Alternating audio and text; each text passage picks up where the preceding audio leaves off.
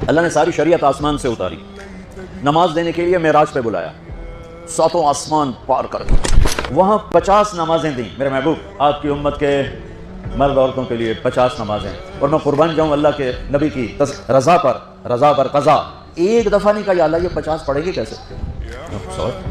50 کیسے پڑھیں گے؟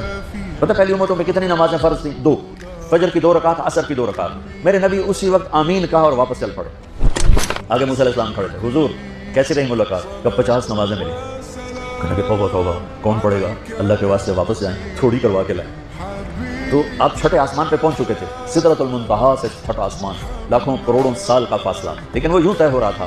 واپس گئے، یا اللہ کوئی تھوڑی کر دے، خفف عن امتی، تو اللہ کہتا ہے چلو ٹھیک ہے 45 لے کے واپس جائیے۔ آگے پھر موسیٰ علیہ السلام کھڑے ہو چونکہ اللہ کے نبی نے پھر نہیں کہا کہ تھوڑی کریں، ہاں جی کتنی، کیا ہوا کہ 5 معاف ہو گئے۔ اللہ نے پھر 40 اڑانے کی بجائے اللہ نے کہا اچھا 5 معاف، تو 40 ہو گئی۔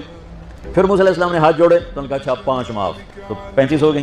پھر موسیٰ علیہ السلام ایک دفعہ میرے نبی نے خود نہیں کہا، سبحان اللہ، آپ کی ایک دعا ہے اللہم انی اسألک الرضا بعد القضاء، یا اللہ مجھے اپنی تقدیر پہ راضی کر دے، جو تو کہے میں سر جھکا دوں اس کے ساتھ، میرا کام ہی ہو تیرے آگے سر جھکا دیں۔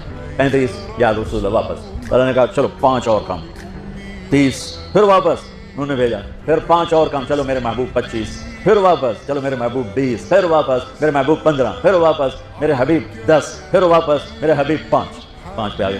اب پہنچے، اب موسیٰ علیہ السلام کہنے گئے اب کیا ہوا؟ اب 5 رہ گئے، اب وہ نہیں پڑھیں گے۔ تو موسیٰ علیہ السلام نے کہا یا رسول اللہ 5 بہت زیادہ ہیں، نہیں پڑھ رہے ہیں۔ آپ نے کہا موسیٰ اب مجھے شرم آتی ہے، 5 کم ہو رہی ہیں، اب گیا اور یہ بھی معاف ہو گئی، تو پھر میری امت اپنے اللہ سے رابطہ کیسے کرے گی؟ میں نہیں جاتا۔ تو موسیٰ علیہ السلام نے اس پر کہا یا رسول اللہ میری امت پہ 2 نمازیں فرض تھیں، فجر کی 2 رکعت، عصر کی 2 رکعت، اور وہ بھی باجماعت نہیں تھی، باجماعت ہمیں ملی ہے، ہمیں اذان ملی، ہمیں مسجد ملی، ہمیں باجماعت نماز ملی، ہمیں نماز میں قرآن کی تلاوت ملی، ہمیں نماز میں رکوع ملا۔ پہلی امتوں کی اذان کوئی نہیں، مسجد کوئی نہیں، تلاوت کوئی نہیں، نماز کے اندر رکوع کوئی نہیں، قیام سے سیدھا سجدہ، اور کھڑے ہو کر تسبیح پڑھو، تلاوت کوئی نہیں، جو وہ اپنی کتاب کے حافظ نہیں ہوتے تھے، اور ہمیں اللہ نے یہ دولت دی ہے کہ ہمارا 7 سال کے بچوں سے لے کر 70 سال کا بوڑھا حافظ قرآن ہو جاتا ہے۔ تو ہمیں نماز بڑی خوبصورت ملی۔ تو موسیٰ علیہ السلام کہنے لگے یا رسول اللہ میری امت نے 2 نہیں پڑھی تھی، یہ آپ کی امت 5 کیسے پڑھی؟ آپ نے کہا نہیں موسیٰ اب مجھے شرم آتی ہے۔